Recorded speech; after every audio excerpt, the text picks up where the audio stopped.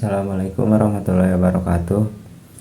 Perkenalkan, nama saya Fakih Fatur Rahman dengan NPM 233402247. Di sini saya akan membuat tugas video untuk menyelesaikan UAS Manajemen Operasional 2. Nah, di sini saya akan membuat video 2, yaitu saya memilih kasus.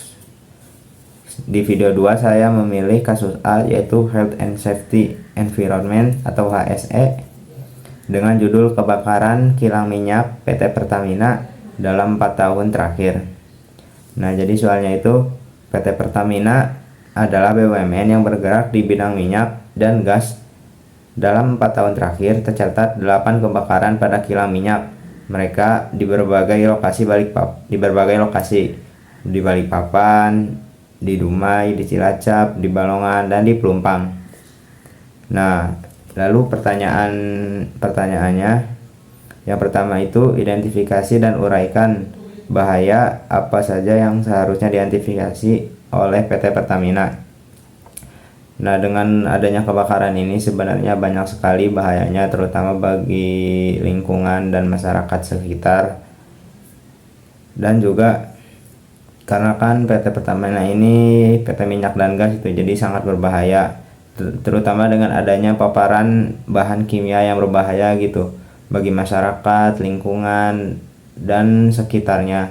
Jadi dengan adanya kebakaran ini memungkinkan kerusakan yang cukup fatal untuk lingkungan di sekitarnya. Lalu bahaya yang selanjutnya, karena adanya tekanan tinggi dari suhu ekstrim. Mungkin bahaya ini terjadi karena cuaca yang terlalu panas atau cuaca yang tidak mendukung gitu, sehingga terjadinya kebakaran ini yang menyebabkan lingkungan di sekitar PT Pertamina itu rusak. Dan juga adanya ledakan dan kebakaran. Ya, jadi kan kalau PT Pertamina itu kemungkinan besar kalau ada kebakaran dan disusul dengan ledakan, nah itu sangat berbahaya untuk lingkungan sekitarnya. Dan juga adanya pencemaran udara dan pencemaran air dan pencemaran lingkungan di sekitarnya. Jadi otomatis dengan adanya kebakaran ini akan terjadi pencemaran selanjutnya di lingkungan sekitarnya.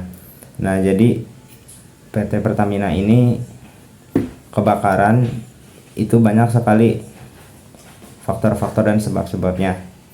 Termasuk salah satu faktor yang cukup aneh itu yaitu adanya korupsi lagi dari PT Pertamina Energy Trading Limited, yaitu mencuat di media sosial yaitu adanya skandal suap yang mengguncang Pentral pada tahun 2014 kini turut menyeret nama salah satu pengusaha besar di sektor minyak dan gas, yaitu Muhammad Reza Salid. Nah, jadi seiring kontroversi yang sedang viral ini, jadi korupsi ini disangkut pautkan dengan kebakaran tersebut dari PT Pertamina.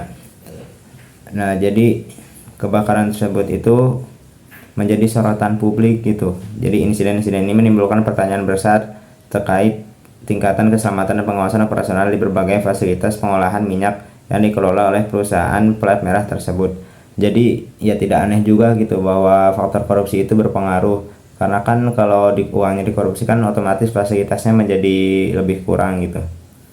Nah, lanjut saja ke soal yang kedua, yaitu jelaskan tata cara pengendalian bahaya tersebut untuk seluruh tingkatan bahayanya. Nah, jadi tata cara yang harus dilakukan dari tingkatan bahaya tersebut yaitu menghapus prosedur atau peralatan yang tidak esensial dan berisiko tinggi, atau alat-alat yang berisiko tinggi itu yang sekiranya tidak perlu ya dihapus saja.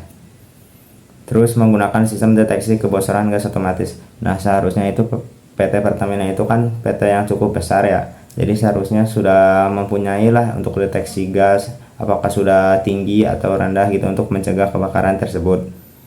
Lalu yang selanjutnya menggunakan sistem pemadam kebakaran otomatis. Nah, sebaiknya PT Pertamina itu menyediakan itu sistem kebakaran otomatis, ya tidak yang manual saja, karena kalau darurat juga kan orang-orang bakal panik dan tidak sempat kepikiran. Jadi lebih baik menggunakan sistem kebakaran yang otomatis.